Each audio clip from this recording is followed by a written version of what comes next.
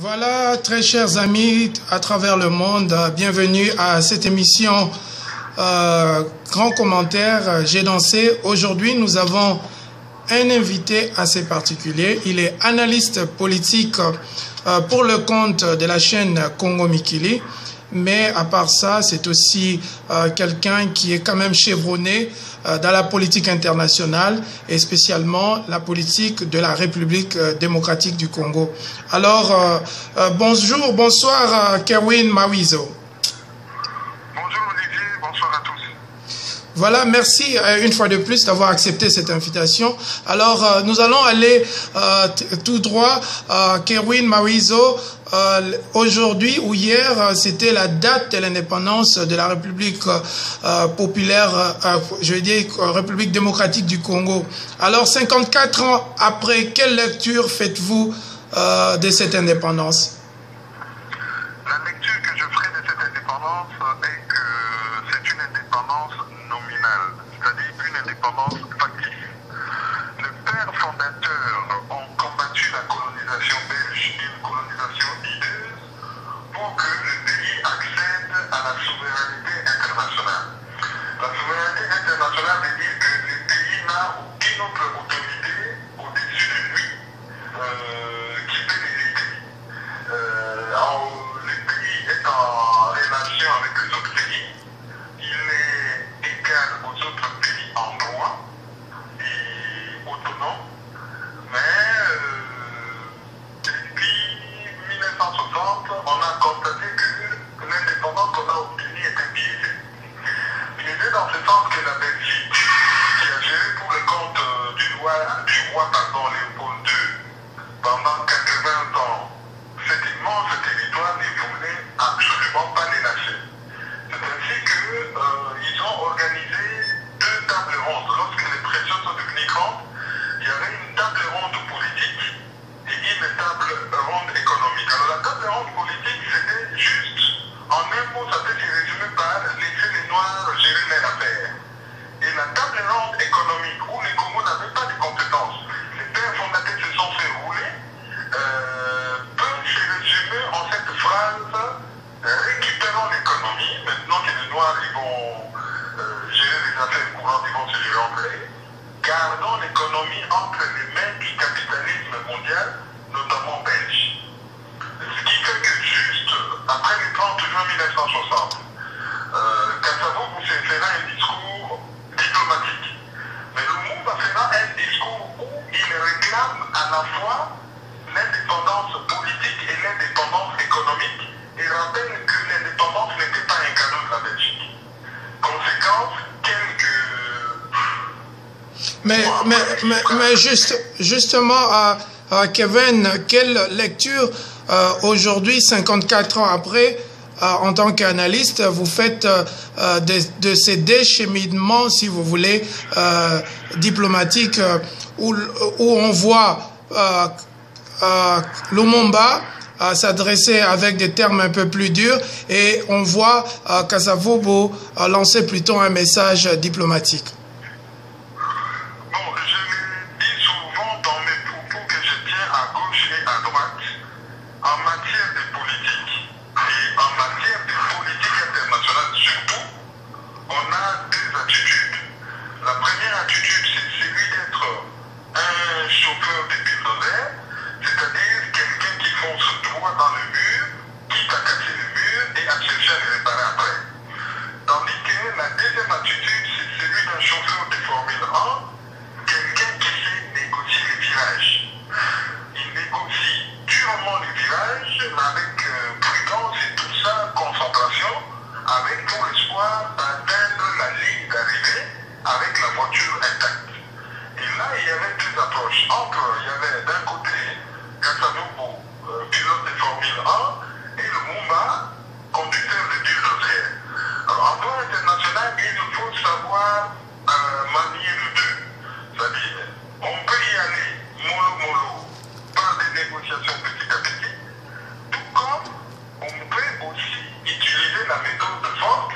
Cela dépend des intérêts du moment et de la préparation idéologique qu'on a, de la préparation stratégique qu'on a. Donc, quand on a une bonne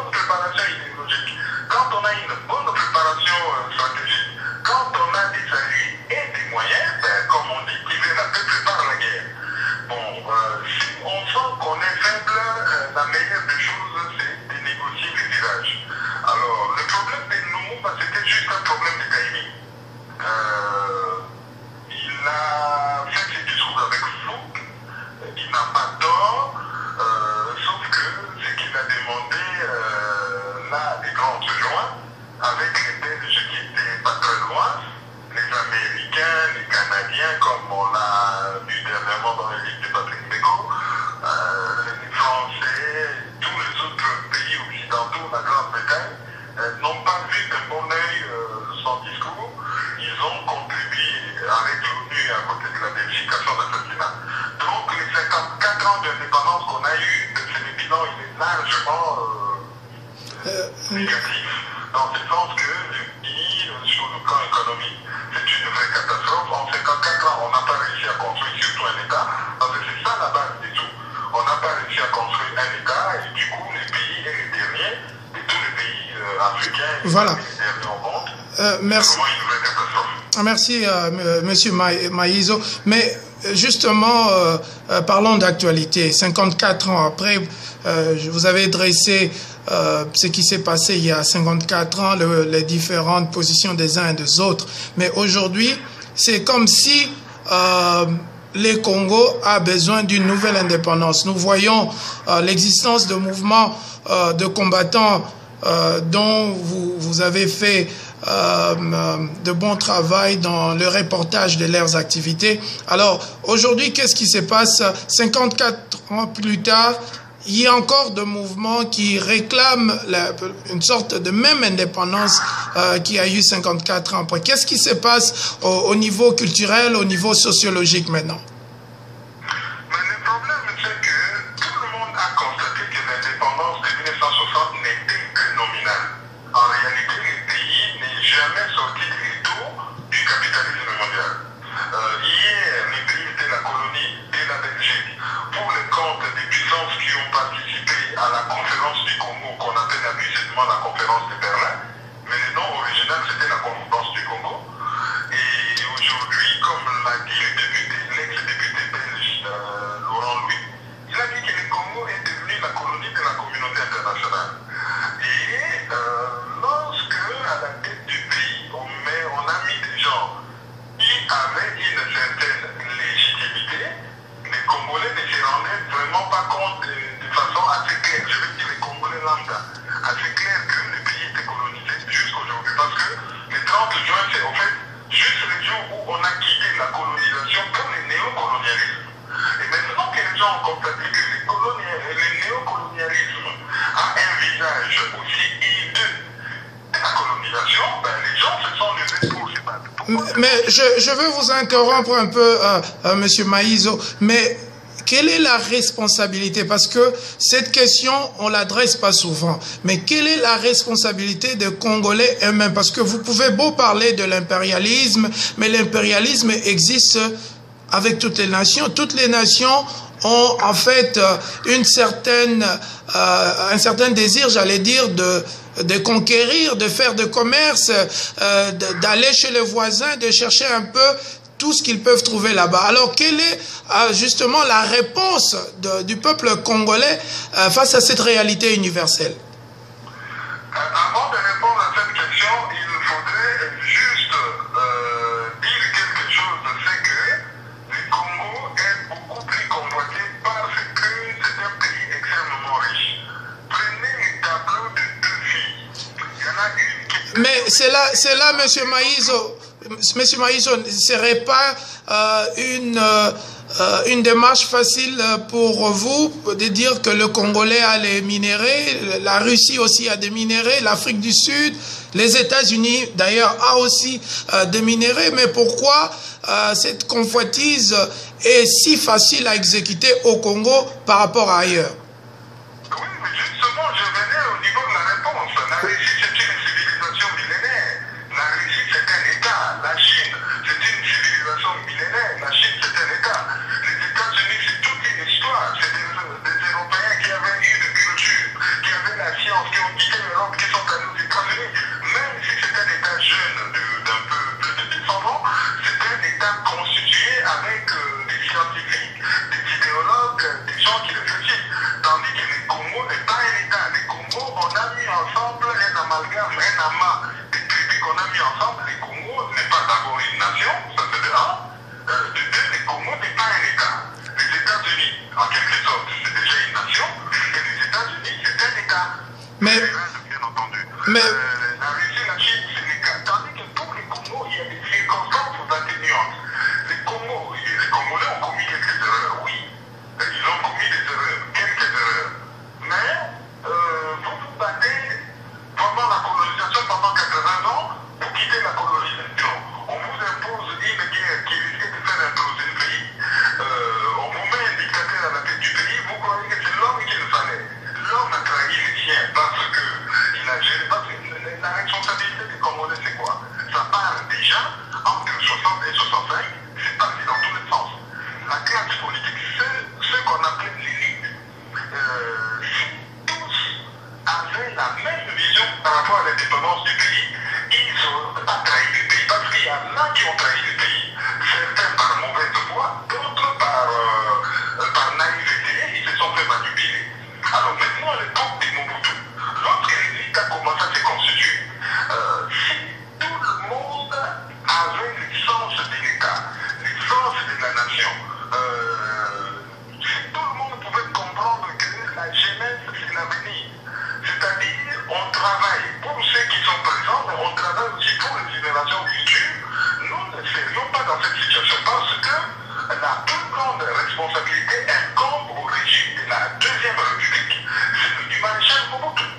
Il y a eu beaucoup de corruption, une dictature sans nom, il n'y avait pas de projet d'avenir, on ne fait pas pour avoir une nation, mais sauf que le socle de la nation c'est l'État, on désagrège l'État.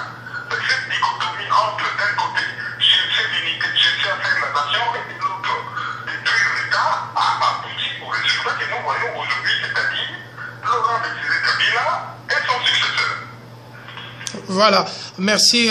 Nous vous rappelons que nous sommes en direct avec l'analyste politique Kerwin Maïzo qui nous a pris vraiment à pied levé. Nous voulons être reconnaissants dans ce sens. Alors, on doit parler quand même pronoxys, l'avenir. Aujourd'hui, avec tout ce que vous avez étalé comme état de lieu, gabégie, pas d'état, état de non-droit, les viols à l'est du pays, un gouvernement qui n'existe que de nom, une population aussi, il faut qu'on s'en échappe pas, Kerwin Maïzo, une population qui est vouée à l'alcool, vouée à la débauche. Heureusement qu'il y a eu le mouvement de combattants qui essaie de combattre tous ces phénomènes et fléaux, mais le présent est un tableau noir. Alors, l'avenir, qu'est-ce que vous en pensez, monsieur Maïzo? Vous savez, lorsque un peuple atteint le fond du trou, c'est alors que les génies de ce peuple, des fois, s'élèvent pour les relever. Les peuples ont leur génie. Il y a des pays qui ont connu des situations pires. L'Europe où nous vivons aujourd'hui, en 1945, c'était devenu un tas de boue. Mais bon, avec l'aide de leurs cousins outre-Atlantique et tout ça, ils se sont relevés. Le Japon, c'est un pays qui a presque été détruit. Ce pays, sans sous-sol, s'est relevé. Donc, il faut croire en l'homme. Il faut investir en l'homme. Le problème du Congolais, c'est quoi? C'est un problème d'éducation politique. Il faudrait qu'une élite, alors quand je dis une élite, une vraie, des gens qui savent ce que c'est qu'un pays, des gens qui ont une idéologie, que ces gens-là prennent les responsabilités en main, qui se mettent ensemble et qu'ils refassent d'abord l'éducation politique de la population, après avec une dictature de fait. Une dictature de fait, c'est une dictature que l'on met en place pour relever un État qui est perdu. C'est-à-dire pendant, généralement on dit 6 mois. Celui qui est là d'ailleurs a pu bien décéder ce soir, c'est le professeur Kikumba de la faculté des droits de l'université de Kinshasa qui est décédé cet après-midi en France. Il nous avait appris ce que c'est que la dictature de fait. C'est-à-dire, lorsque les personnes de la cause exigent, on peut imposer une dictature pendant un temps limité, juste